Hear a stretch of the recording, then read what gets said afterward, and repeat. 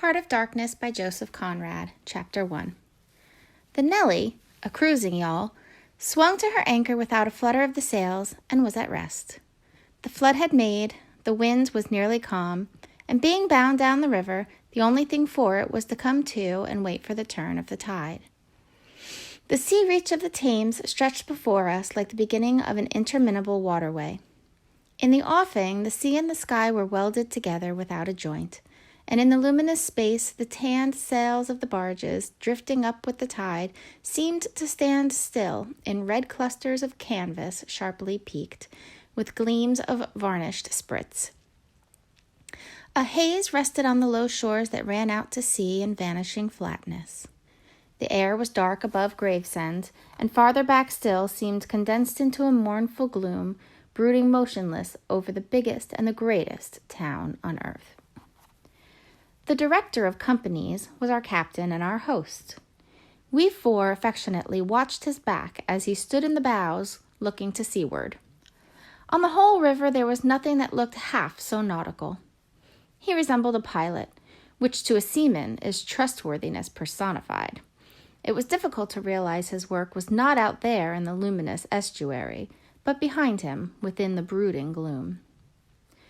Between us there was, as I have already said somewhere, the bond of the sea. Besides holding our hearts together through long periods of separation, it had the effect of making us tolerant of each other's yarns, and even convictions. The lawyer, the best of old fellows, had, because of his many years and many virtues, the only cushion on deck and was lying on the only rug. The accountant had brought out already a box of dominoes and was toying architecturally with the bones. Marlowe sat cross-legged right aft, leaning against the mizzen-mast. He had sunken cheeks, a yellow complexion, a straight back, an aesthetic aspect, and with his arms dropped, the palms of hands outwards, resembled an idol. The director, satisfied the anchor had good hold, made his way aft and sat down amongst us. We exchanged a few words lazily. Afterwards, there was a silence on board the yacht. For some reason or other, we did not begin that game of dominoes. We felt meditative and fit for nothing but placid staring. The day was ending in a serenity of still and exquisite brilliance. The water shone pacifically. The sky, without a speck, was a benign immensity of unstained light. The very mist on the Essex marsh was like a gauzy and radiant fabric, hung from the wooded rises inland and draping the low shores in diaphanous folds. Only the gloom to the west, brooding over the upper reaches, became more somber every minute, as if angered by the approach of the sun. And at last, in its curved and imperceptible fall, the sun sank low, and from glowing white changed to a dull red without rays and without heat, as if about to go out suddenly, stricken to death by the touch of that gloom brooding over a crowd of men. Forthwith, a change came over the waters, and the serenity became less brilliant but more profound. The old river in its broad reach rested unruffled at the decline of day, after ages of good service done to the race that peopled its banks, spread out in the tranquil dignity of a waterway leading to the uttermost ends of the earth. We looked at the venerable stream, not in the vivid flush of a short day that comes and departs forever, but in the august light of abiding memories.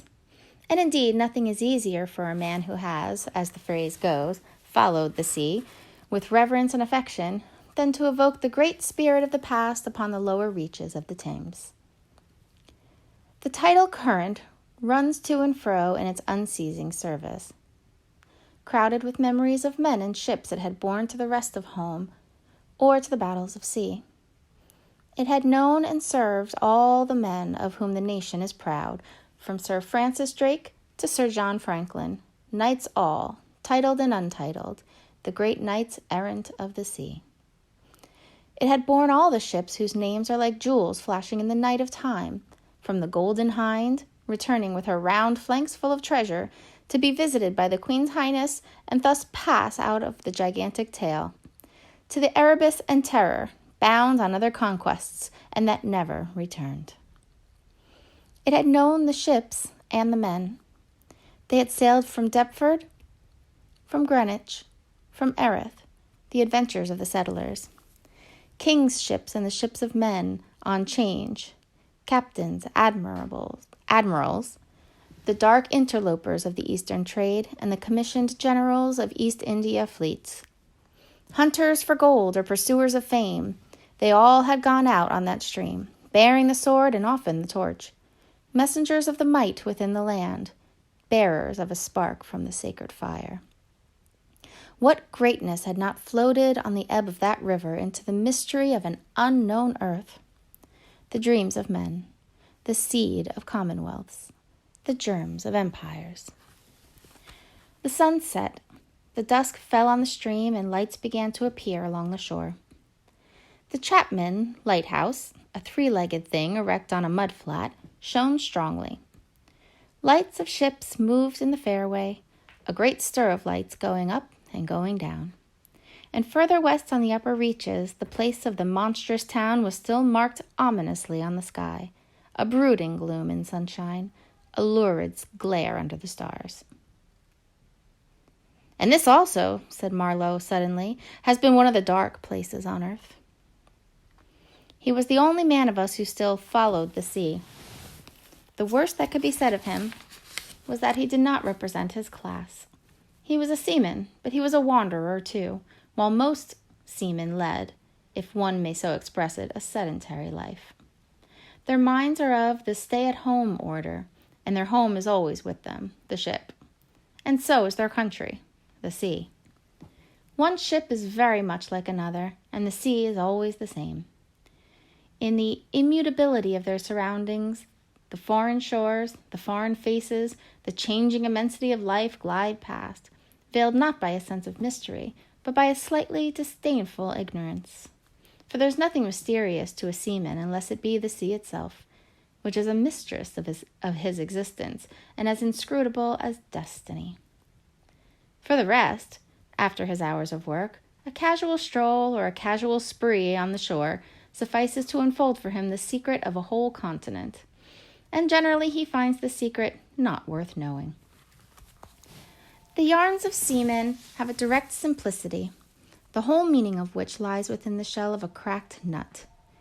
But Marlowe was not typical, if his propensity to spin yarns be accepted, and to him the meaning of an episode was not inside like a kernel, but outside, enveloping the tale which brought it out, only as a glow brings out a haze, in the likeness of one of these misty halos that sometimes are made visible by the spectral illumination of moonshine. His remark did not seem at all surprising. It was just like Marlowe. It was accepted in silence.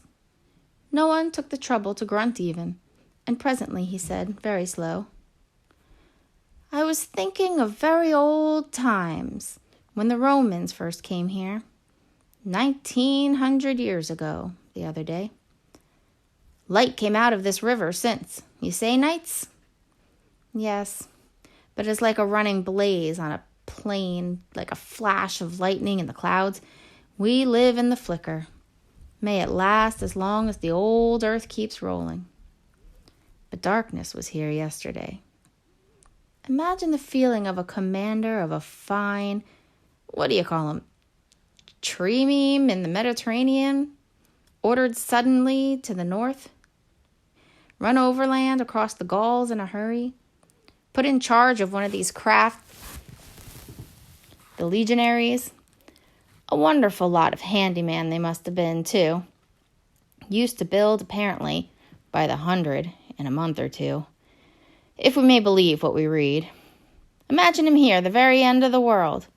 A sea the color of lead, a sky the color of smoke, a kind of ship about as rigid as a concertina, and going up this river with stores, or orders, or what you like. Sandbanks, marshes, forests, savages. Precious little to eat for a civilized man. Nothing but Thames water to drink. No Falernian wine here, no going ashore. Here and there a military camp lost in the wilderness, like a needle in a bundle of hay. Cold, fog, tempests, disease, exile, and death. Death skulking in the air, in the water, in the brush, in the bush. They must have been dying like flies here. Oh, yes, he did it. Did it very well, too, no doubt, and without thinking much about it either. Except afterwards to brag of what he had gone through in his time, perhaps. They were men enough to face the darkness. And perhaps he was cheered by keeping his eye on a chance of promotion to the fleet at Ravenna by and by, if he had good friends in Rome and survived the awful climate. Or think of a decent young citizen in a toga. Perhaps too much dice, coming out here in the train of some prefect or tax gatherer or trader even to mend his fortunes. Land and a swamp, march through the woods, and in some inland post feel the savagery, the utter savagery had closed round him. All that mysterious life of the wilderness that stirs in the forest, in the jungles, in the hearts of wild men.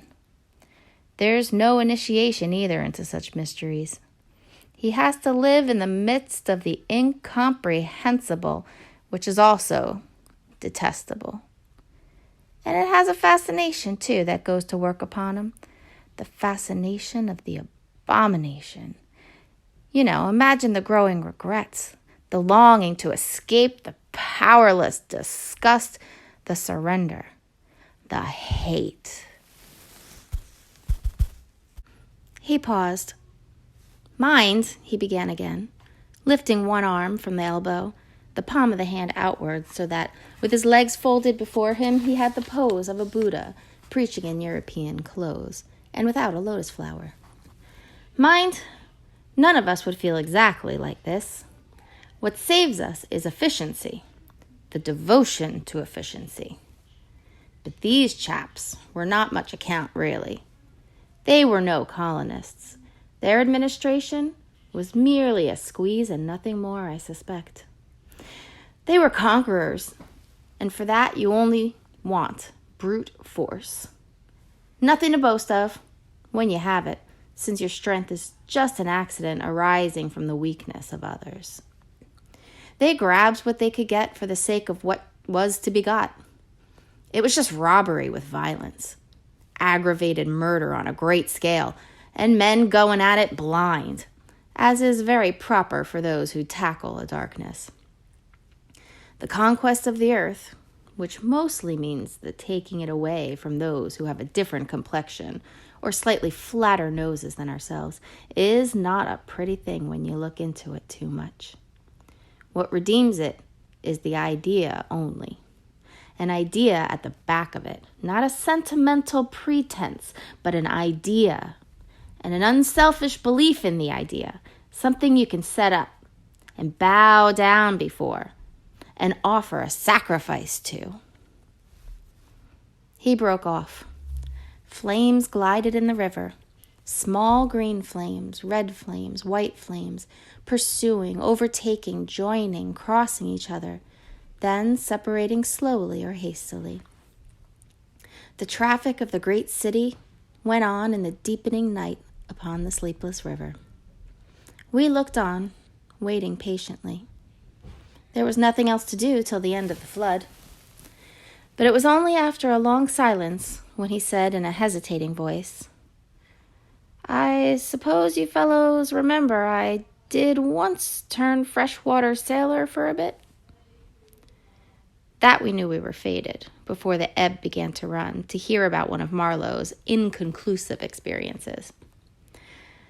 "I don't want to bother you much with what happens to me personally," he began, showing in this remark the weakness of many tellers of tales, who seem so often unaware of what their audience would best like to hear. "Yet to understand the effect of it on me, you ought to know how I got out there. What I saw, how I went up that river to the place where I first met the poor chap. It was the farthest point of navigation and the culminating point of my experience. It seemed somehow to throw a kind of light on everything about me and into my thoughts. It was somber enough, too, and pitiful, not extraordinary in any way. Not very clear either. No, not very clear. And yet, it seemed to throw a kind of light. I had then, as you remember, just returned to London, after a lot of Indian Ocean, Pacific, China seas, a regular dose of the East. 6 years ago or so, and I was loafing about, hindering you fellows in your work and invading your homes, just as though I had got a heavenly mission to civilize you. It was very fine for a time, but after a bit I did get tired of resting. Then I began to look for a ship. I should think the hardest work on earth. But the ships wouldn't even look at me, and I got tired of that game too. Now, when I was a little chap, I had a passion for maps. I would look for hours at South America or Africa or Australia and lose myself in all the glories of exploration. At that time, there were many blank spaces on the earth, and when I saw one that looked particularly inviting on the map, but they all look like that, I would put my finger on it and say, "When I grow up, I'll go there." The North Pole was one of these places, I remember. Well, I haven't been there yet, and shall not try now. The glamour's off. Other places were scattered about the equator, and in every sort of latitude all over the 2 hemispheres. I've been in some of them, and, well, we won't talk about that, but there was one yet the biggest, the most blank, so to speak, that I had a hankering after. True, by this time it was not a blank space anymore. It had got filled since my boyhood with rivers and lakes and names. It had ceased to be a blank space of delightful mystery, a white patch for a boy to dream gloriously over. It had become a place of darkness. But there was in it one river especially, a mighty big river that you could see on the map, resembling an immense snake uncoiled, with its head in the sea, its body at rest, curving afar over a vast country, and its tail lost in the depths of the land. And as I looked at the map of it in a shop window, it fascinated me as a snake would a bird, a silly little bird. Then I remembered there was a big concern, a company for trade on that river.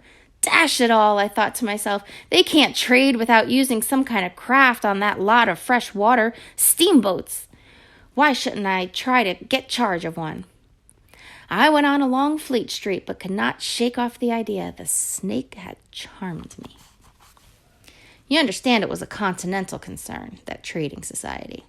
But I have a lot of relations living on the continent, because it's cheap and not so nasty as it looks, they say. I am sorry to own I began to worry them. This was already a fresh departure for me. I was not used to get things that way, you know. I always went my own road and on my own legs where I had a mind to go. I wouldn't have believed it of myself. But then, you see, I felt somehow I must get there by hook or by crook. So I worried them. The men said, "My dear fellow," and did nothing. Then, would you believe it? I tried the women. I, Charlie Marlowe, set the women to work to get a job. Heavens! Well, you see, the notion drove me. I had an aunt, a dear, enthusiastic soul.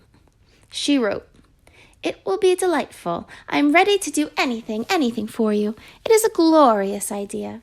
I know the wife of a very high personage in the administration, and also a man who has lots of influence with etc., etc. She was determined to make no end of fuss to get me appointed skipper of a river steamboat, if such was my fancy.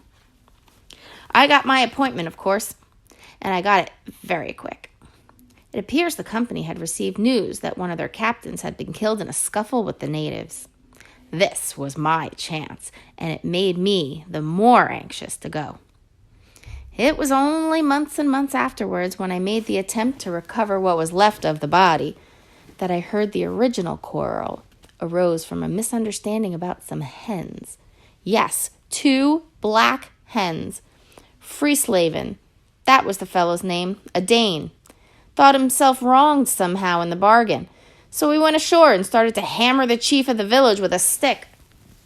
Oh, it didn't surprise me in the least to hear this, and at the same time to be told that Freeslavin was the gentlest, quietest creature that ever walked on two legs. No doubt he was, but he had been a couple years already out there, engaged in the noble cause, and he probably felt the need at last of asserting his self-respect in some way. Therefore, he whacked the old mercilessly, while a big crowd of his people watched him, thunderstruck, till some man, I was told the chief's son, in desperation at hearing the old chap yell, made a tentative jab with a spear at the white man, and of course it went quite easy between the shoulder blades. Then the whole population cleared into the forest, expecting all kinds of calamities to happen, while on the other hand, the steamer Freeslavin commanded left also in a bad panic, in charge of the engineer, I believe. Afterwards, nobody seemed to trouble much about Freeslavin's remains, till I got out and stepped into his shoes. I couldn't let it rest, though. But when an opportunity offered at last to meet my predecessor, the grass growing through his ribs was tall enough to hide his bones.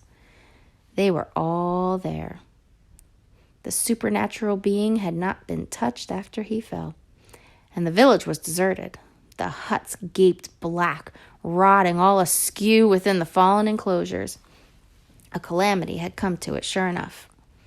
The people had vanished. Mad terror had scattered them, men, women, and children through the bush, and they had never returned.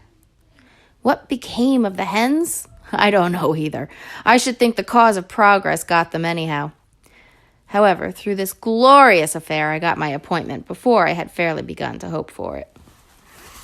I flew around like mad to get ready, and before 48 hours, I was crossing the channel to show myself to my employers and sign the contract.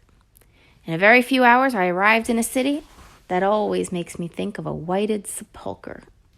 Prejudice, no doubt. I had no difficulty in finding the company's offices. It was the biggest thing in town, and everybody I met was full of it. They were going to run an overseas empire and made no end of coin by trade. A narrow and deserted street in deep shadow, high houses, innumerable windows with Venetian blinds, a dead silence, grass sprouting between the stones, imposing carriage archways right and left, immense double doors standing ponderously ajar. I slipped through one of those cracks, went up a swept and ungarnished staircase as arid as a desert, and opened the first door I came to. Two women, one fat and the other slim, sat on straw-bottomed chairs, knitting black wool. The slim one got up and walked straight at me, still knitting with downcast eyes. And only just as I began to think of getting out of her way, as you would for a somnambulist, stood still and looked up. Her dress was as plain as an umbrella cover, and she turned round without a word and preceded me into a waiting room. I gave my name and looked about. Deal table in the middle, plain chairs all around the walls. On one end, a large shining map, marked with all the colors of the rainbow. There was a vast amount of red. Good to see at any time, because one knows that some real work is done in there. A deuce of a lot of blue. A little green, smears of orange, and on the East Coast, a purple patch to show where the jolly pioneers of progress drink the jolly lager beer. However, I wasn't going into any of these. I was going into the yellow. Dead in the center, and the river was there, fascinating, deadly, like a snake. Ugh!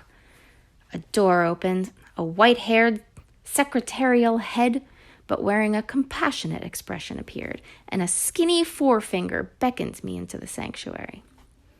Its light was dim, and a heavy writing desk squatted in the middle. From behind that structure came out an impression of pale plumpness in a frock coat. The great man himself. He was 5'6", I should judge, and had his grip on the handle end of ever so many millions. He shook hands, I fancy, murmured vaguely, was satisfied with my French. Bon voyage. In about 45 seconds, I found myself again in the waiting room with the compassionate secretary, who, full of desolation and sympathy, made me sign some document. I believe I undertook, amongst other things, not to disclose any trade secrets. Well, I'm not going to. I began to feel slightly uneasy. I'm not used to such ceremonies, and there was something ominous in the atmosphere. It was just as though I had been let into some conspiracy. I don't know, something not quite right, and I was glad to get out. In the outer room, the two women knitted black wool feverishly. People were arriving, and the younger one was walking back and forth, introducing them. The old one sat in her chair. Her flat cloth slippers were propped up on a foot warmer, and a cat reposed on her lap.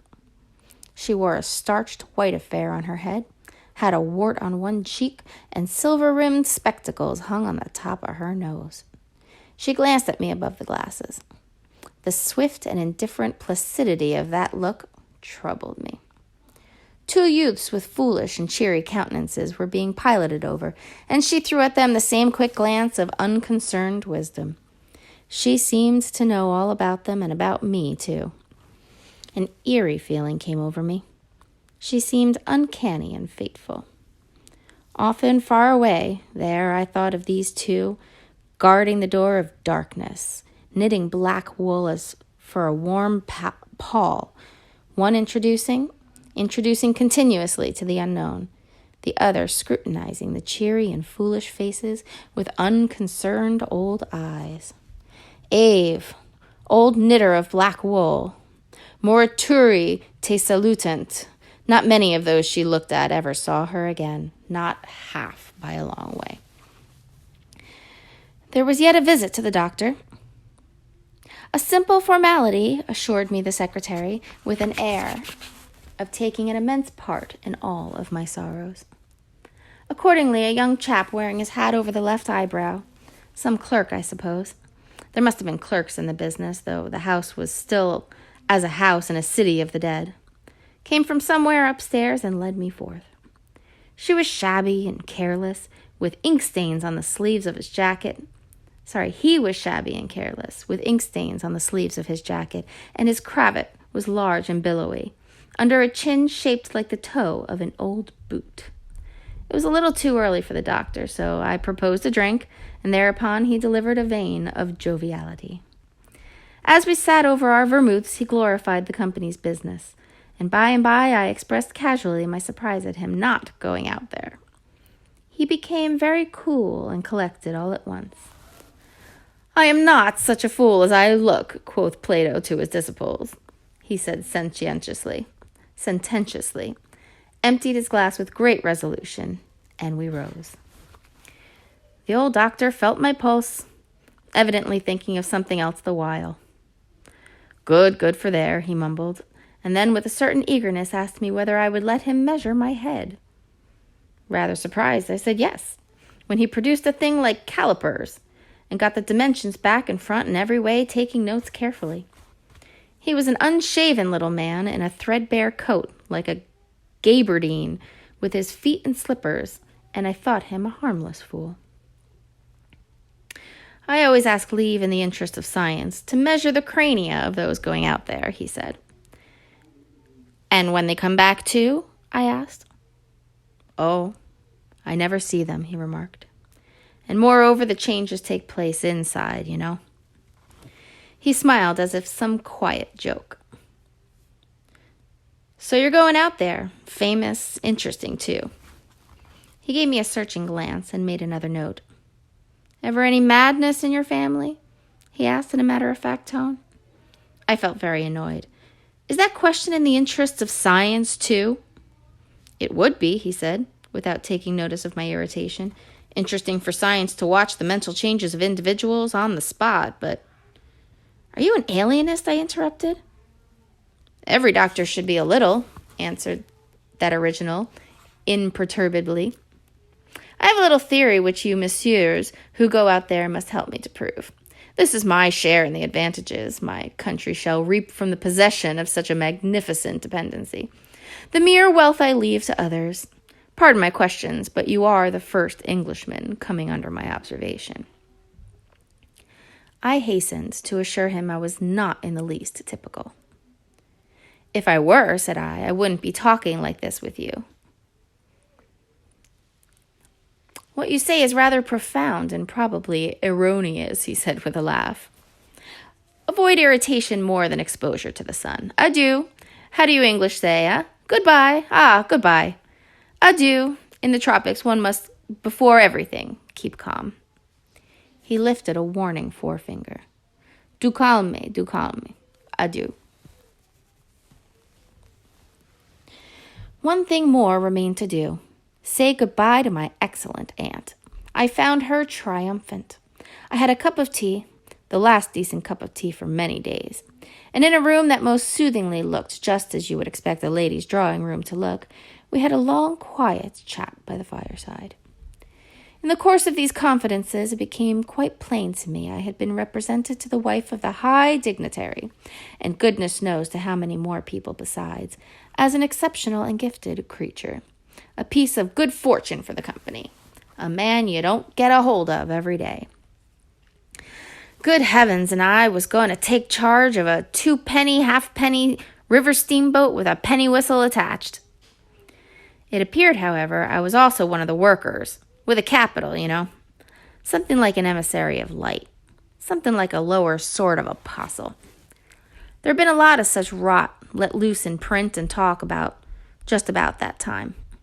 And the excellent woman, living right in the rush of all that humbug, got carried off her feet. She talked about weaning those ignorant millions from their horrid ways, till upon my word she made me quite uncomfortable. I ventured to hint that the company was run for profit. You forget, dear Charlie, that the laborer is worthy of his hire, she said brightly. It's queer how out of touch with truth women are. They live in a world of their own, and there's never been anything like it, and never can be. It is too beautiful altogether, and if they were to set it up, it would go to pieces before the first sunset. Some confounded fact we men have been living contentedly with ever since the day of creation would start up and knock the whole thing over. After this, I got embraced, told to wear flannel, be sure to write often, and so on, and I left. In the street, I don't know why, a queer feeling came to me that I was an imposter. Odd thing that I, who used to clear out for any part of the world at 24 hours' notice, with less thought than most men give to the crossing of a street, had a moment. I won't say of hesitation, but of startled pause before this commonplace affair. The best way I can explain it to you is by saying that, for a second or two, I felt as though instead of going to the center of a continent, I were about to set off for the center of the earth. I left in a French steamer, and she called in every blamed port they have out there for as far as I could see, the sole purpose of landing soldiers and custom house officers. I watched the coast. Watching a coast as it slips by the ship is like thinking about an enigma. There it is before you, smiling, frowning, inviting, grand, mean, insipid or savage, and always mute with an air of whispering. Come and find out. This one was almost featureless, as if still in the making, with an aspect of monotonous grimness. The edge of a colossal jungle, so dark green as to be almost black, fringed with white surf, ran straight like a ruled line, far, far away along a blue sea whose glitter was blurred by a creeping mist. The sun was fierce. The land seemed to glisten and drip with steam. Here and there, grayish, whitish specks showed up clustered inside the white surf, with a flag flying above them, perhaps. Settlements some centuries old, and still no bigger than pinheads on the untouched expanse of their background. We pounded along, stopped, landed soldiers, went on, landed custom house clerks to levy toll in what looked like a godforsaken wilderness, with a tin shed and a flagpole lost in it. Landed more soldiers, to take care of the custom house clerks, presumably. Some, I heard, got drowned in the surf, but whether they did or not, nobody seemed particularly to care. They were just flung out there, and on we went. Every day the coast looked the same, as though we had not moved, But we passed various places, trading places, with names like Grand Bassam, Little Popo, names that seemed to belong to some sordid farce acted in front of a sinister black cloth. The idleness of a passenger, my isolation amongst all these men with whom I had no point of contact, the oily and languid sea, the uniform somberness of the coast, seemed to keep me away from the truth of things, within the toil of a mournful and senseless delusion. The voice of the surf heard now and then was a positive pleasure, like the speech of a brother. It was something natural that had its reason, that had a meaning. Now and then a boat from the shore gave one a momentary contact with reality. It was paddled by black fellows. You could see from afar the white of their eyeballs glistening. They shouted, sang. Their bodies streamed with perspiration. They had faces like grotesque masks, these chaps, but they have bone, muscle, and wild vitality, an intense energy of movement that was as natural and true as the surf along their coast. They wanted no excuse for being there. They were a great comfort to look at. For a time, I would feel I belonged still to a world of straightforward facts, but the feeling would not last long. Something would turn up to scare it away. Once, I remember, we came upon a man-of-war anchored off the coast. There wasn't even a shed there, and she was shelling the bush. It appears the French had one of their wars going on thereabouts. Her ensign dropped limp like a rag. The muzzles of the long 6-inch guns stuck out all over the low hull. The greasy, slimy swells swung her up lazily and let her down, swaying her thin masts.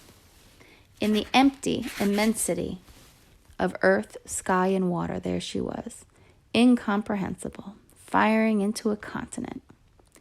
Pop would go one of the 6-inch guns. A small flame would dart and vanish. A little white smoke would disappear. A tiny projectile would give a feeble screech, and nothing happened. Nothing could happen. There was a touch of insanity in the proceeding, a sense of lugubrious drollery in the sight, and it was not dissipated by somebody on board assuming me earnestly there was a camp of natives. He called them enemies, hidden out of sight somewhere. We gave her letters. I heard the men in that lonely ship were dying of fever at the rate of 3 a day, and went on. We called at some more places with farcical names, where the merry dance of death and trade goes on in a still and earthy atmosphere as of an overheated catacomb, all along the formless coast bordered by dangerous surf, as if nature herself had tried to ward off intruders. In and out of the rivers, streams of death and life, whose banks were rotting into mud, whose waters thickened into slime, invaded the contorted mangroves that seemed to writhe at us in the extremity of an impotent despair. Nowhere did we stop long enough to get a particularized impression, but the general sense of vague and oppressive wonder grew upon me. It was like a weary pilgrimage amongst hints for nightmares. It was upward of 30 days before I saw the mouth of the big river. We anchored off the seat of the government, but my work would not begin till some 200 miles further on. So as soon as I could, I made a start for a place of 30 miles higher up. I had my passage on a little sea-going steamer. Her captain was a Swede, and knowing me for a seaman, invited me on the bridge. He was a young man, lean, fair, and morose, with lanky hair and a shuffling gait. As we left the miserable little wharf, he tossed his head contemptuously at the shore. "Been living there?" he asked. I said, "Yes." "Fine lot, these government chaps, are they not?" He went on, speaking English with great position and considerable bitterness. "It's funny what some people will do for a few francs a month. I wonder what becomes of that kind when it goes up country." I said to him I expected to see that soon. "So!" he exclaimed. He shuffled athwart, keeping one eye ahead vigilantly. "Don't be too sure," he continued. "The other day I took up a man who hanged himself on the road. He was a Swede, too." "Hanged himself? Why in God's name?" I cried. He kept on looking out watchfully. Who knows? The sun too much for him, or the country, perhaps? At last we opened a reach. A rocky cliff appeared, mounds of turned-up earth by the shore, houses on a hill, others with iron roofs amongst a waste of excavations, or hanging to the declivity. A continuous noise of the rapids above hovered over this scene of inhabited devastation. A lot of people, mostly black and naked, moved about like ants. A jetty projected into the river. A blinding sunlight drowned all this at times in a sudden recrudescence of glare. "There's your company station," said the Swede, pointing to 3 wooden barrack-like structures on the rocky slope. "I will send your things up. 4 boxes, did you say? So, farewell." I came upon a boiler wallowing in the grass, then found a path leading up the hill. It turned aside for the boulders and also for an undersized railway truck lying there on its back with its wheels in the air. One was off. The thing looked as dead as the carcass of some animal. I came upon more pieces of decaying machinery, a stack of rusty nails. To the left, a clump of trees made a shady spot where dark things seemed to stir feebly. I blinked. The path was steep. A horn tooted to the right, and I saw the black people run. A heavy and dull detonation shook the ground. A puff of smoke came out of the cliff, and that was all. No change appeared on the face of the rock. They were building a railway. The cliff was not in the way or anything, but this objectless blasting was all the work going on. A slight clinking behind me made me turn my head. 6 black men advanced in a file, toiling up the path. They walked erect and slow, balancing small baskets full of earth on their heads, and the clink kept time with their footsteps. Black rags were wound round their loins, and the short ends behind waggled to and fro like tails. I could see every rib. The joints of their limbs were like knots in a rope. Each had an iron collar on his neck, and all were connected together with a chain whose bites swung between them, rhythmically clinking. Another report from the cliff made me think suddenly of that ship of war I had seen firing into a continent. It was the same kind of ominous voice, but these men could by no stretch of imagination be called enemies. They were called criminals, and the outraged law, like the bursting shells, had come to them, an insoluble mystery from the sea. All their meager breasts panted together, the violently dilated nostrils quivered, the eyes stared stonily uphill. They passed me within 6 inches without a glance, with that complete death-like indifference of unhappy savages. Behind this raw matter, one of the reclaimed, the product of the new forces at work, strolled despondently, carrying a rifle by its middle. He had a uniform jacket with one button off, and seeing a white man on the path, hoisted his weapon to his shoulder with alacrity. It was simple prudence, white men being so much alike at a distance that he could not tell who I might be. He was speedily reassured, and with a large, white, rascally grin and a glance at his charge, seemed to take me into partnership in his exalted trust. After all, I also was a part of the great cause of these high and just proceedings. Instead of going up, I turned and descended to the left. My idea was to let that chain gang get out of sight before I climbed the hill. You know I'm not particularly tender. I've had to strike and to fend off. I've had to resist and to attack sometimes.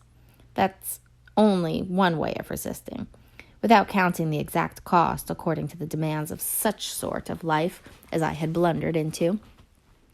I've seen the devil of violence, and the devil of greed, and the devil of hot desire. But by all the stars, these were strong, lusty, red-eyed devils that swayed and drove men, I tell you. But as I stood on the hillside, I foresaw that in the blinding sunshine of that land, I could become acquainted with a flabby, pretending, weak-eyed devil of a rapacious and pitiless folly. How insidious it could be, too. I was only to find out several months later and 1,000 miles farther. For a moment, I stood appalled, as though by a warning. Finally, I descended the hill, obliquely, towards the trees I had seen. I avoided a vast artificial hole somebody had been digging on the slope, the purpose of which I found it impossible to divine.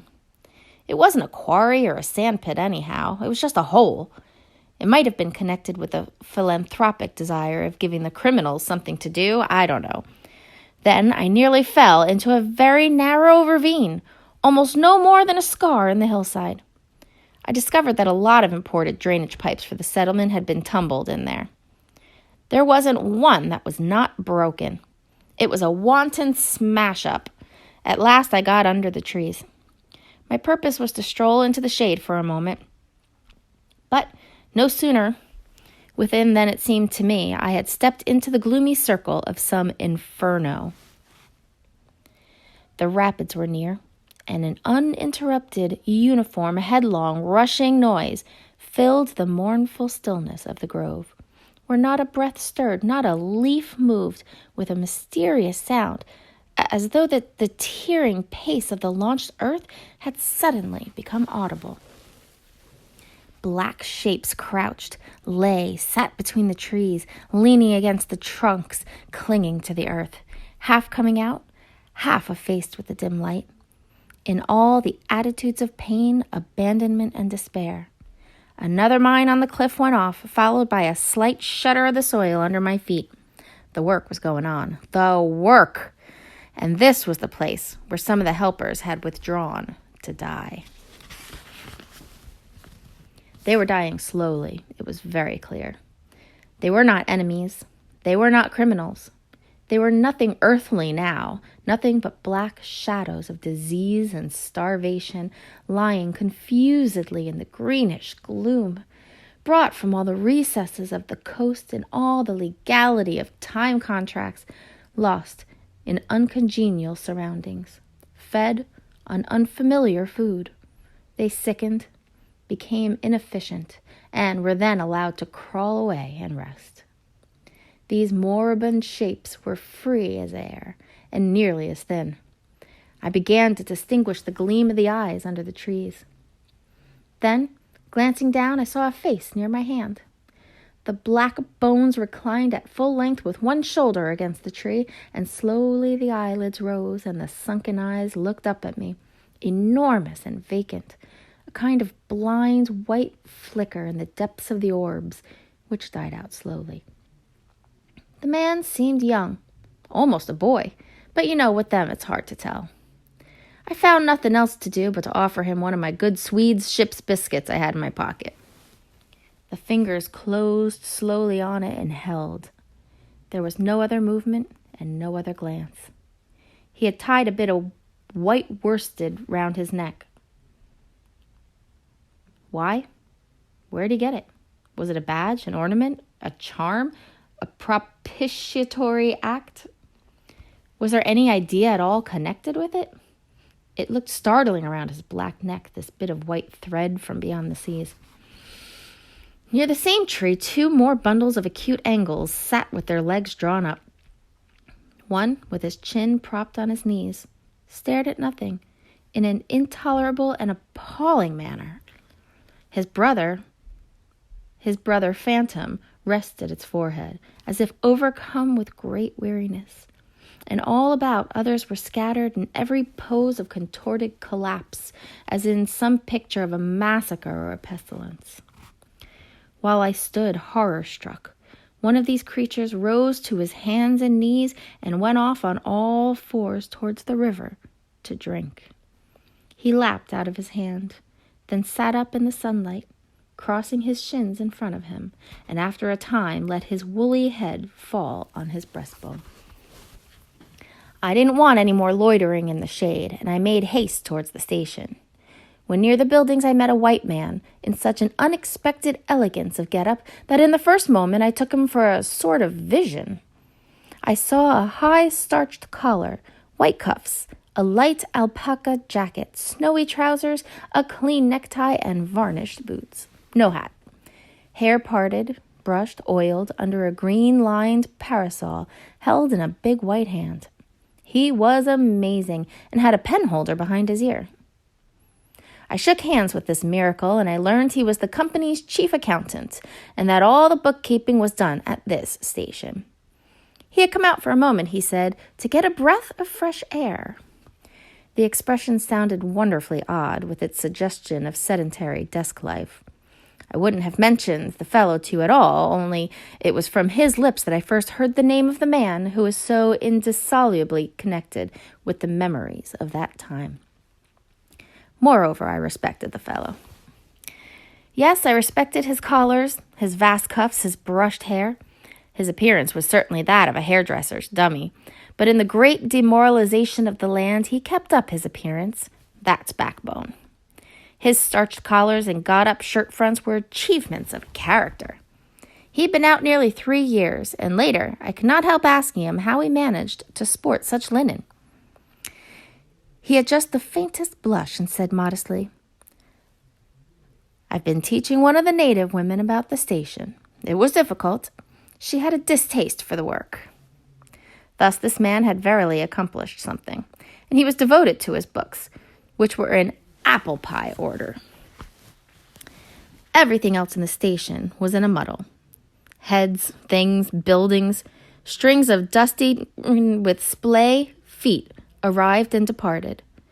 A stream of manufactured goods, rubbishy cottons, beads, and brass wires set into the depths of darkness, and in return came a precious trickle of ivory. I had to wait in the station for 10 days, an eternity. I lived in a hut in the yard, but to be out of the chaos, I would sometimes get into the accountant's office. It was built on horizontal planks and so badly put together that as he bent over his high desk, he was barred from neck to heels with narrow strips of sunlight. There was no need to open the big shutter to see. It was hot there, too. Big flies buzzed fiendishly and did not sting but stabbed. I sat generally on the floor, while of faultless appearance, and even slightly scented, perching on a high stool, he wrote. Sometimes he stood up for exercise. When a truckle bed with a sick man, some invalid agent from up country, was put in there, he exhibited a gentle annoyance. "The groans of this sick person," he said, "distract my attention, and without that it is extremely difficult to guard against clerical errors in this climate." One day he remarked without lifting his head, "In the interior you'll no doubt meet Mr. Kurtz." On my asking who Mr. Kurtz was, he said he was a first-class agent, and seeing my disappointment at this information, he added slowly, laying down his pen, "He is a very remarkable person."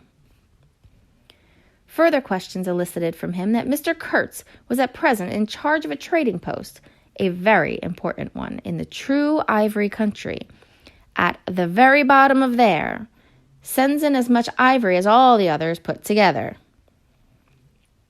He began to write again. The sick man was too ill to groan. The flies buzzed in a great peace. Suddenly there was a growing murmur of voices and a great tramping of feet. A caravan had come in. A violent babble of uncouth sounds burst out on the other side of the planks. All the carriers were speaking together, and in the midst of uproar, the lamentable voice of the chief agent was heard, giving it up tearfully for the 20th time that day. He rose slowly. "What a frightful row," he said. He crossed the room gently to look at the sick man, and returning, said to me, "He does not hear." "What? Dead?" I asked, startled. "No, not yet," he answered, with great composure. Then, alluding with a toss of the head to the tumult in the station yard, "When one's got to make correct entries, one comes to hate those savages, hate them to death." He remained thoughtful for a moment. "When you see Mr. Kurtz," he went on, "tell him from me that everything here," he glanced at the desk, "is very satisfactory. I don't like to write to him. With those messengers of ours, you never know who may get a hold of your letter at that central station. He stared at me for a moment with his mild, bulging eyes. Oh, he will go far, very far, he began again. He will be someday in the administration before long. They, above, the Council of Europe, mean him to be. He turned to his work. The noise outside had ceased, and presently, in going out, I stopped at the door. In the steady buzz of flies, the homeward-bound agent was lying flushed and insensible. The other, bent over his books, was making correct entries of perfectly correct transactions, and 50 feet below the doorstep I could see the still treetops of the Grove of Death. Next day I left that station at last with a caravan of 60 men for a 200-mile tramp.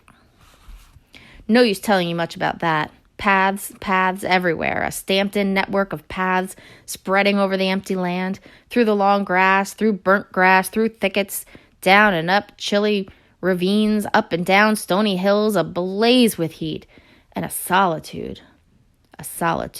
Nobody, not a hut. The population had cleared out a long time ago.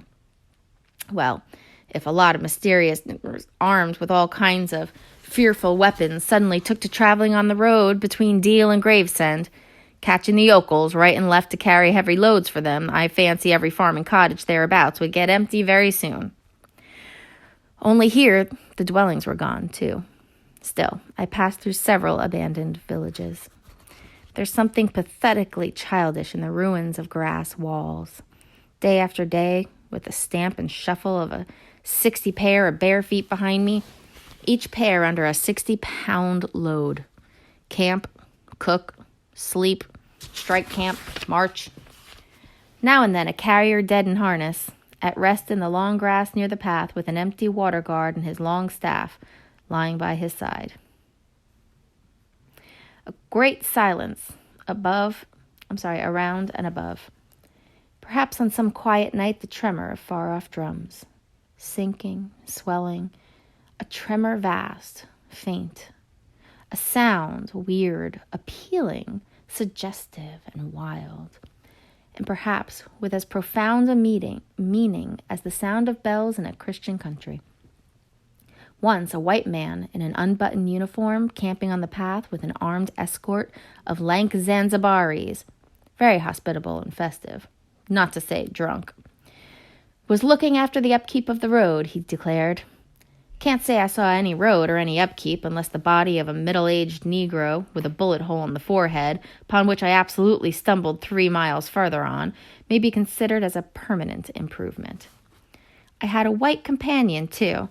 Not a bad chap, but rather too fleshy and with the exasperating habit of fainting on the hot hillsides, miles away from the least bit of shade and water.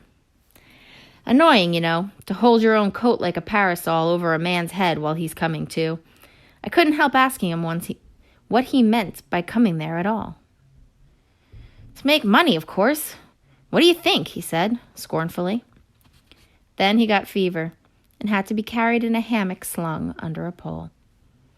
As he weighed 16 stone, I had no end of rows with the carriers. They jibbed, ran away, sneaked off with their loads in the night. Quite a mutiny.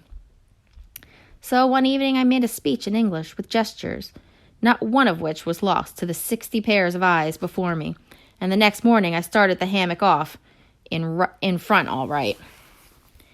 An hour afterward I came upon the whole concern wrecked in a bush. Man, hammock, groans, blankets, horrors. The heavy pole had skinned his poor nose.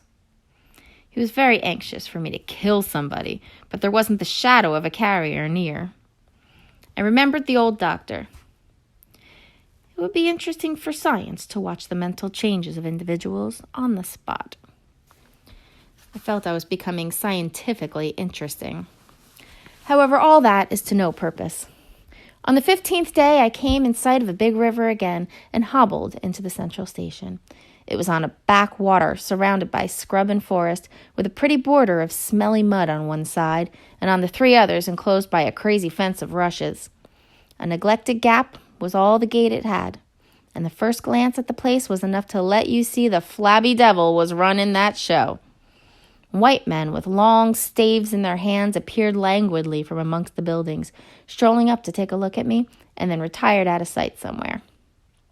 One of them, a stout, excitable chap with black mustaches, informed me with great volubility and many digressions, as soon as I told him who I was, that my steamer was at the bottom of the river. I was thunderstruck. What? How? Why? Oh, it was all right. The manager himself was there. All quite correct.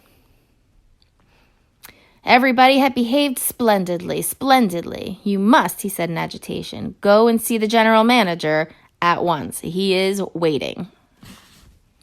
I did not see the real significance of that wreck at once. I fancy I see it now, but I'm not sure. Not at all.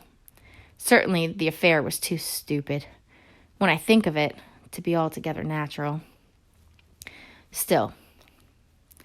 But at the moment it presented itself simply as a confounded nuisance. The steamer was sunk. They had started 2 days before in a sudden hurry up the river with the manager on board in charge of some volunteer skipper, and before they had been out 3 hours, they tore the bottom out of her on stones, and she sank near the south bank. I asked myself what to do there, now my boat was lost. As a matter of fact, I had plenty to do in fishing my commands out of that river. I had to set about it the very next day. That and the repairs, when I brought the pieces to the station, took some months. My first interview with the manager was curious. He did not ask me to sit down after my 20-mile walk that morning. He was commonplace in complexion, in feature, in manners, and in voice. He was of middle size and of ordinary build. His eyes, of the usual blue, were perhaps remarkably cold, and he certainly would make his glance fall on one as trenchant and heavy as an axe. But even at these times, the rest of the person seemed to disclaim the intention. Otherwise, there was only an indefinable, faint expression of his lips, something stealthy. A smile, not a smile. I remember it, but I can't explain. It was unconscious, this smile was, though just after he had said something, it got intensified for an instant. It came at the end of his speeches like a seal applied on the words to make the meaning of the commonest phrase appear absolutely inscrutable. He was a common trader, from his youth up employed in these parts. Nothing more. He was obeyed, yet he inspired neither love nor fear, nor even respect. He inspired uneasiness. That was it. Uneasiness. Not a definite mistrust, just uneasiness. Nothing more. You have no idea how effective such a faculty can be. He had no genius for organizing, for initiative, or for order even. That was evident in such things as the deplorable state of the station. He had no learning and no intelligence. His position had come to him. Why? Perhaps because he was never ill. He had served 3 terms of 3 years out there. Because triumphant health in the general rout of constitutions is a kind of power in itself. When he went home on leave, he rioted on a large scale, pompously. Jack ashore with a difference in externals only. This one could gather from his casual talk. He originated nothing. He could keep the routine going, that's all. But he was great. He was great by this little thing that was impossible to tell what could control such a man. He never gave that secret away. Perhaps there was nothing within him. Such a suspicion made one pause, for out there were no external checks. Once, when various tropical diseases had laid low almost every agent in the station, he was heard to say, "Men who come out here should have no entrails." He sealed the utterance with that smile of his, as though it had been a door opening into a darkness he had in his keeping. You fancied you had seen things, but the seal was on. When annoyed at mealtimes by the constant quarrels of the white men about precedence, he ordered an immense round table to be made, for which a special house had to be built. This was the station's mess room. Where he sat was the first place. The rest were nowhere. One felt this to be his unalterable conviction. He was neither civil nor uncivil. He was quiet. He allowed his boy, an overfed young Negro from the coast, to treat the white men under his very eyes with provoking insolence. He began to speak as soon as he saw me. I had been very long on the road. He could not wait, had to start without me. The upriver stations had to be relieved. There had been so many delays already that he did not know who was dead and who was alive, and how they got on, and so on, and so on. He paid no attention to my explanations, and, playing with a stick of sealing wax, repeated several times that the situation was very grave, very grave. There were rumors that a very important station was in jeopardy, and its chief, Mr. Kurtz, was ill. Hoped it was not true. Mr. Kurtz was, I felt, weary and irritable. Hang Kurtz, I thought. I interrupted him by saying I had heard of Mr. Kurtz on the coast. Ah, so they talk of him down there, he murmured to himself.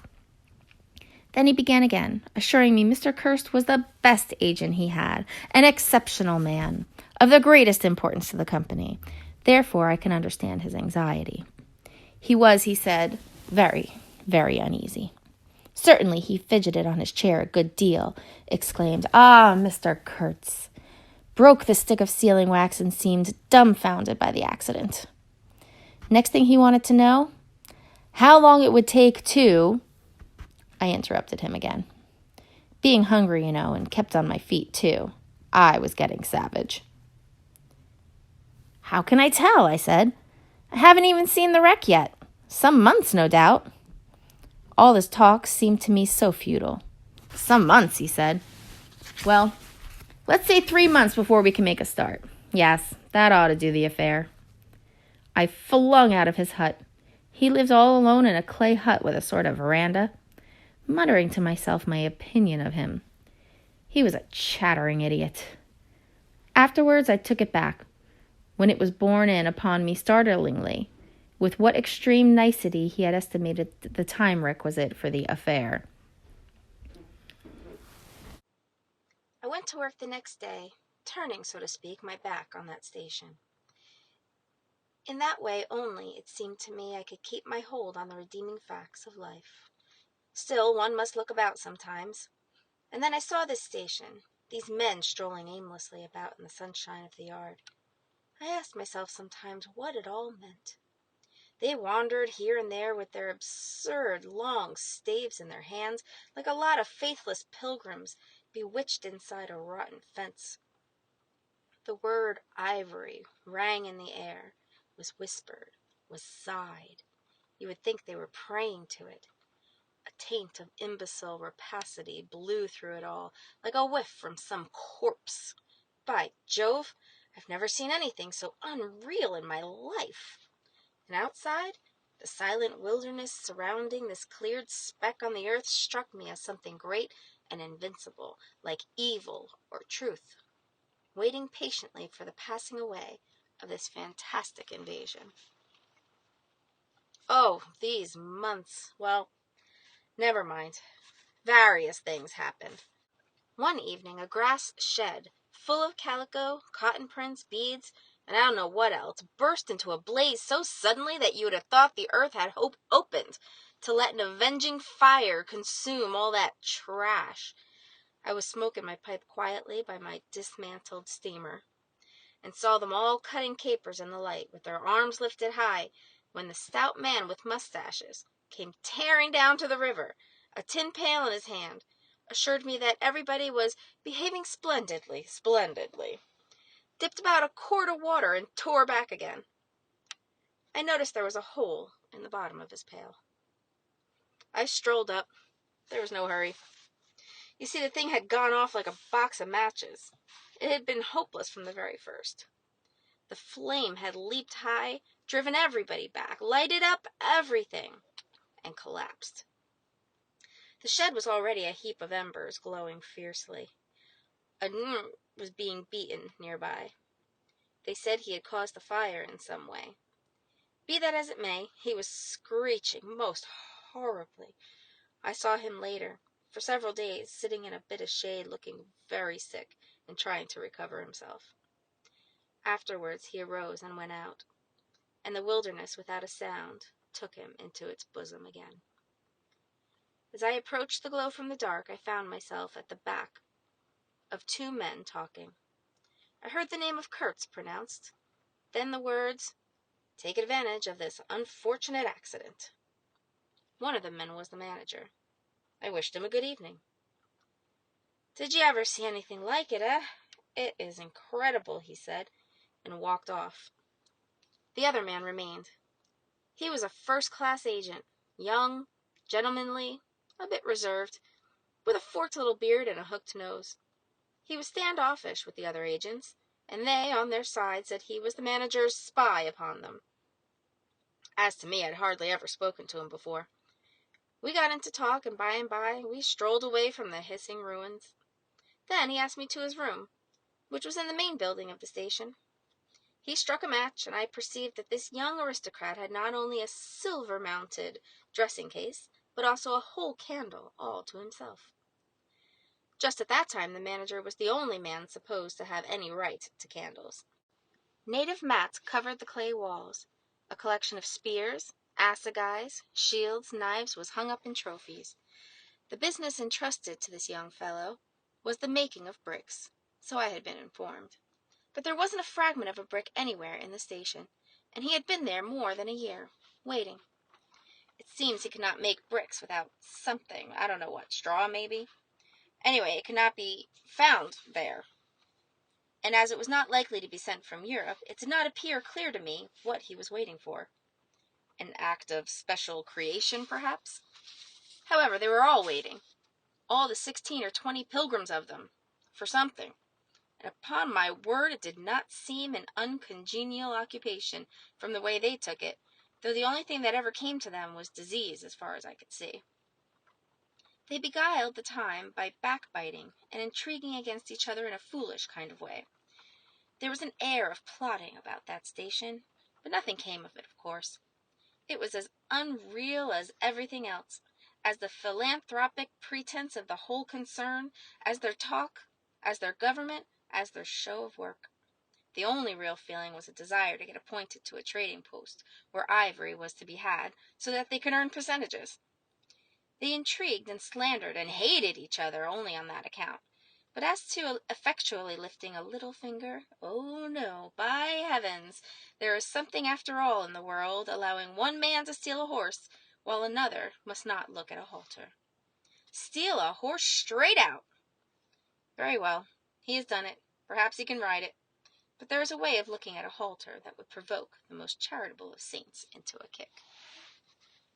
I had no idea why he wanted to be sociable. But as we chatted in there, it suddenly occurred to me the fellow was trying to get at something. In fact, pumping me. He alluded constantly to Europe, to the people I was supposed to know there, putting leading questions as to my acquaintances in the sepulchral city and so on. His little eyes glittered like mica discs with curiosity, though he tried to keep up a bit of superciliousness. At first I was astonished, but very soon I became awfully curious to see what he would find out from me. I couldn't possibly imagine what I had in me to make it worth his while. It was very pretty to see how he baffled himself, for in truth my body was full of only chills, and my head had nothing in it but that wretched steamboat business. It was evident he took me for a perfectly shameless prevaricator. At last he got angry, and to conceal a movement of furious annoyance, he yawned. I rose. Then I noticed a small sketch of oils on a panel representing a woman, draped and blindfolded, carrying a lighted torch. The background was somber, almost black. The movement of the woman was stately, and the effect of the torchlight on the face was sinister. It arrested me, and he stood by civilly, holding an empty half-pint champagne bottle, medical comforts, with the candle stuck in it. To my question he said Mr. Kurtz had painted this, in this very station, more than a year ago, while waiting for means to go to his trading post. "Tell me, pray," said I, "who is this Mr. Kurtz?" "The chief of the inner station," he answered in a short tone, looking away. "Much obliged," I said, laughing. "And you are the brickmaker of the central station. Everyone knows that." He was silent for a while. "He is a prodigy," he said at last. "He is an emissary of pity and science and progress and devil knows what else. We want," he began to declaim suddenly, "for the guidance of the cause entrusted to us by Europe, so to speak, higher intelligence, wide sympathies, a singleness of purpose." "Who says that?" I asked. "Lots of them," he replied. "Some even write that. So he comes here, a special being, as you ought to know." "Why ought I to know?" I interrupted, really surprised. He paid no attention. "Yes, today he is chief of the best station. Next year he'll be assistant manager. 2 years more, but I dare say you know what he'll be in 2 years' time. You are of the new gang, the gang of virtue. The same people who sent him specially also recommended you." "Oh, don't say so. I've my own eyes to trust." Light dawned upon me. My dear aunt's influential acquaintances were producing an unexpected effect upon that young man. I nearly burst into a laugh. "Do you read the company's confidential correspondence?" I asked. He hadn't a word to say. It was great fun. "When Mr. Kurtz," I continued severely, "is general manager, you won't have the opportunity." He blew the candle out suddenly, and we went outside. The moon had risen. Black figures strolled about listlessly, pouring water on the glow, whence proceeded a sound of hissing. Steam ascended in the moonlight. The beaten groaned somewhere. "What a row the brute makes," said the indefatigable man with the mustaches, appearing near us. "Serve him right. Transgression, punishment, bang! Pitiless. Pitiless. That's the only way. This will prevent all conflagrations for the future." I was just telling the manager. He noticed my companion and became crestfallen all at once. "Not in bed yet," he said with a kind of servile heartiness. "It's so natural. Danger, agitation." He vanished. I went on to the riverside, and the other followed me. I heard a scathing murmur at my ear. "Heap of muffs to go." The pilgrims could be seen in knots, gesticulating, discussing. Several had still their staves in their hands. I verily believe they took these sticks to bed with them. Beyond the fence the forest stood up spectrally in the moonlight, and through the dim stir, through the faint sounds of the lamentable courtyard, the silence of the land went home to one's very heart. Its mystery, its greatness, the amazing reality of its concealed life. The hurt moaned feebly somewhere nearby, and then fetched a deep sigh that made me mend my pace away from there. I held a hand introducing itself under my arm. "Dear sir," said the fellow, "I don't want to be misunderstood, and especially by you, who will see Mr. Kurtz long before I can have that pleasure." I wouldn't like him to get a false idea of my disposition. I let him run on, this papier-mâché Mephistopheles, and it seemed to me that if I tried, I could poke my forefinger through him and would find nothing inside but a little loose dirt, maybe. He, don't you see, had been planning to be assistant manager by and by under the present man, and I could see that the coming of that Kurtz had upset them both not a little. He talked precipitately, and I did not try to stop him. I had my shoulders against the wreck of my steamer, hauled up on the slope like a carcass of some big river animal. The smell of the mud, the primeval mud, by Jove, was in my nostrils. The high stillness of primeval forest was before my eyes. There were shiny patches on the black creek. The moon had spread over everything, a thin layer of silver. Over the rank grass, over the mud, upon the wall of matted vegetation standing higher than the wall of a temple, over the great river I could see through a somber gap, glittering, as it flowed broadly, by without a murmur. All this was great, expectant, mute, while the man jabbered about himself. I wondered whether the stillness on the face of the immensity looking at us two were meant as an appeal or as a menace. What were we who had stayed in here? Could we handle that dumb thing, or would it handle us? I felt how big, how confoundedly big, was that thing that couldn't talk, and perhaps was deaf as well. What was in there? I could see a little ivory coming out from there, and I had heard Mr. Kurtz was in there. I had heard enough about it, too, God knows. Yet somehow it didn't bring any image with it, no more than if I had been told an angel or a fiend was in there. I believed it in the same way one of you might believe there are inhabitants in the planet Mars. I knew once a Scotch sailmaker who was certain, dead sure there were people in Mars. If you asked him for some idea how they looked and behaved, he would get shy and mutter something about walking on all fours. If you as much as smiled, he would, though a man of 60, offer to fight you. I would not have gone so far as to fight for Kurtz, but I went for him near enough to a lie. You know, I hate, detest, and can't bear a lie. Not because I'm straighter than the rest of us, but simply because it appalls me. There's a taint of death, a flavor of mortality in lies, which is exactly what I hate and detest of the world, what I want to forget. It makes me miserable and sick, like biting something rotten would do. Temperament, I suppose. Well, I went near enough to it by letting the young fool there believe anything he liked to imagine as to my influence in Europe. I became in an instant as much of a pretense as the rest of the bewitched pilgrims. This simply because I had a notion it somehow would be of help to that Kurtz, whom at the time I did not see, you understand. He was just a word for me. I did not see the man in the name any more than you do. Do you see him? Do you see the story? Do you see anything? It seems to me I'm trying to tell you a dream, making a vain attempt, but because no relation of a dream can convey the dream sensation, that commingling of absurdity, surprise, and bewilderment in a tremor of struggling revolt, that notion of being captured by the incredible, which is of the very essence of dreams. He was silent for a while.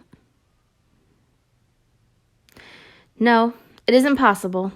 It is impossible to convey the life sensation of any given epoch of one's existence. That which makes its truth, its meaning, its subtle and penetrating essence. It is impossible. We live as we dream, alone. He paused again, as if reflecting, and then added, "Of course in this you fellows see more than I could then. You see me whom you know." It had become so pitch dark that we listeners could hardly see one another. For a long time already he, sitting apart, had been no more to us than a voice. There was not a word from anybody. The others might have been asleep, but I was awake. I listened.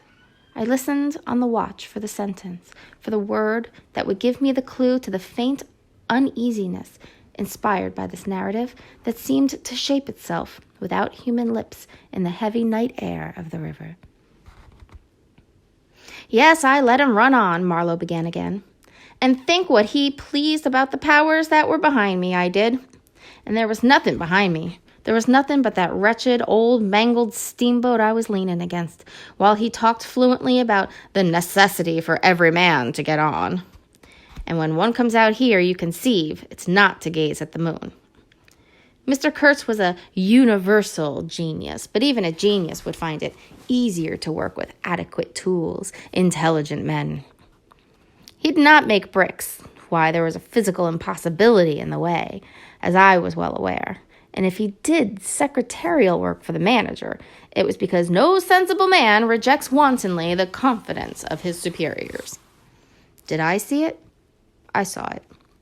What more did I want? What I really wanted was rivets, by heaven. Rivets. To get on with the work, to stop the hole. Rivets I wanted. There were cases of them down at the coast. Cases. Piled up, burst, split. You kicked a loose rivet at every second step in that station yard on the hillside. Rivets had rolled into the grove of death. You could fill your pockets with rivets for the trouble of stooping down, and there wasn't one rivet to be found where it was wanted.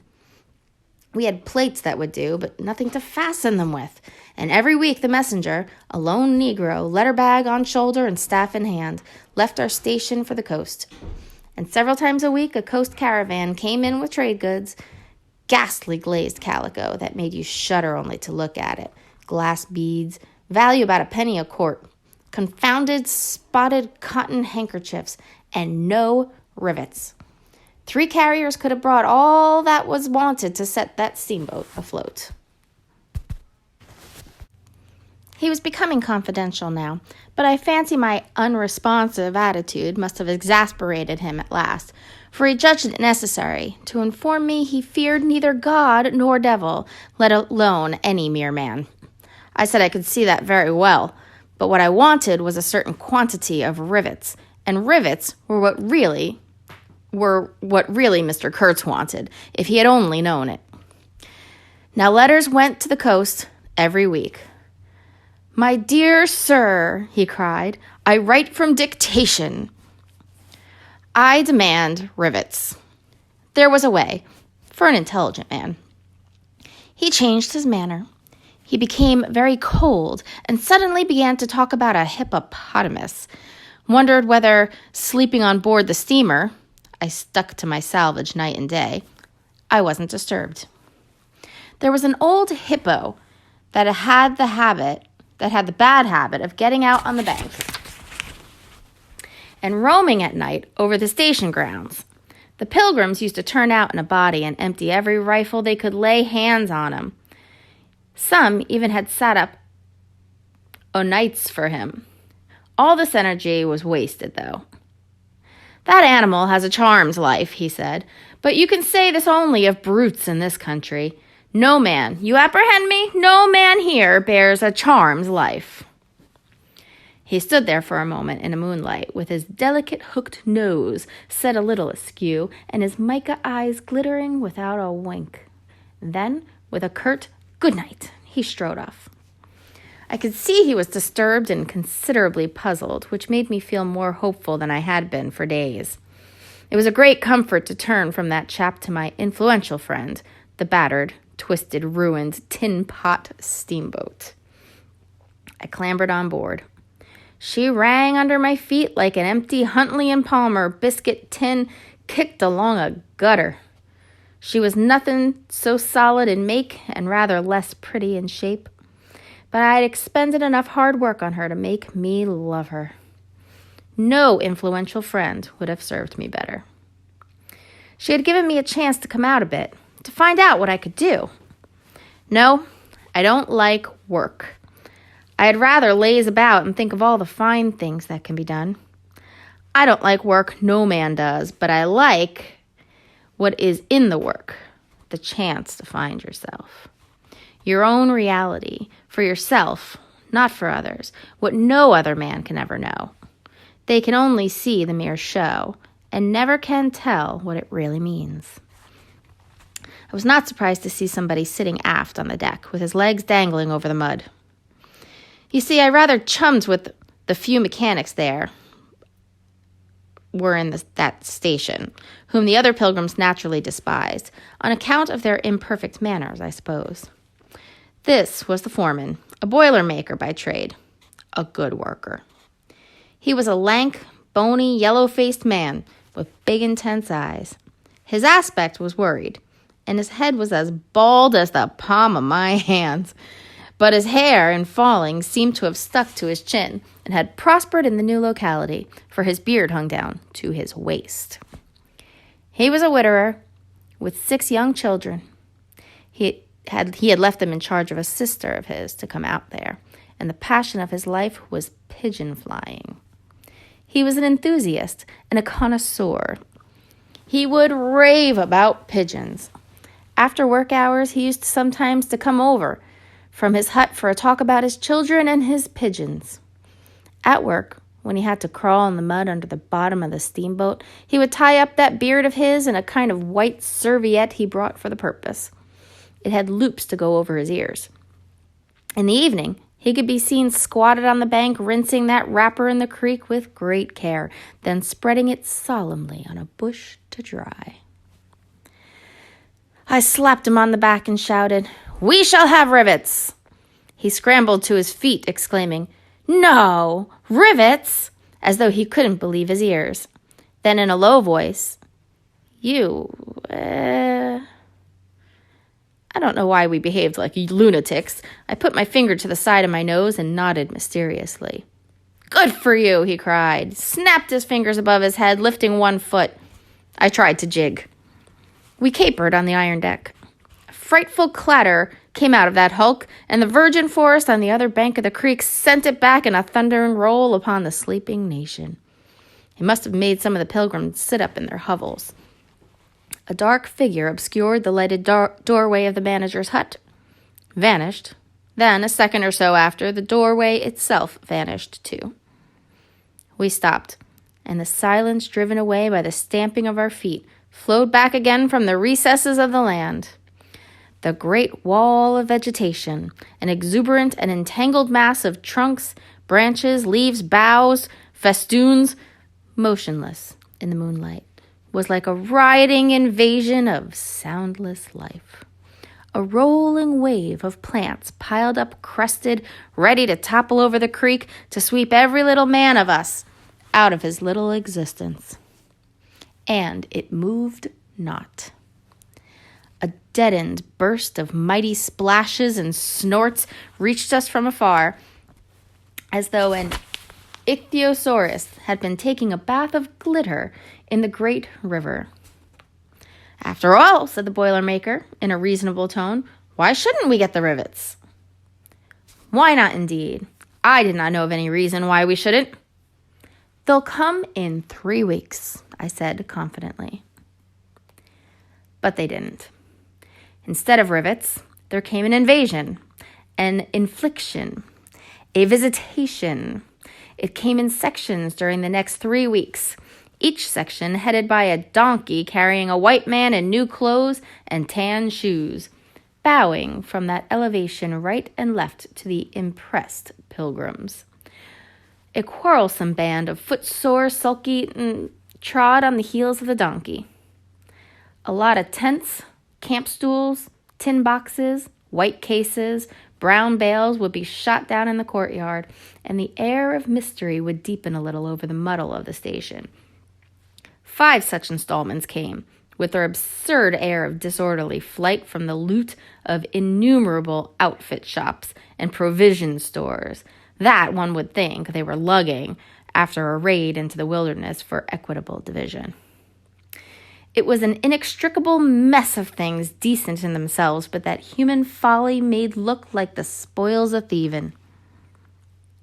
This devoted band called itself El Dorado Exploring Expedition, and I believe they were sworn to secrecy.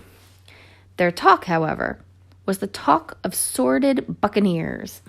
It was reckless without hardihood, greedy without audacity, and cruel without courage. There was not an atom of foresight or of serious intention in the whole batch of them, and they did not seem aware. These things are wanted for the work of the world. To tear treasure out of the bowels of the land was their desire, with no more moral purpose at the back of it than there is in burglars breaking into a safe.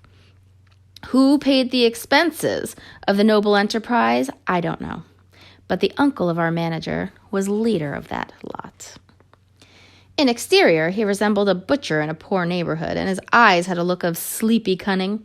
He carried his fat paunch with ostentation on his short legs, and during the time his gang infested the station, spoke to no one but his nephew. You could see these two roaming about all day long with their heads close together in an everlasting confab. I had given up worrying myself about the rivets. One's capacity for that kind of folly is more limited than you would suppose. I said hang and let things slide. I would give some thought to Kurtz. I wasn't very interested in him, no.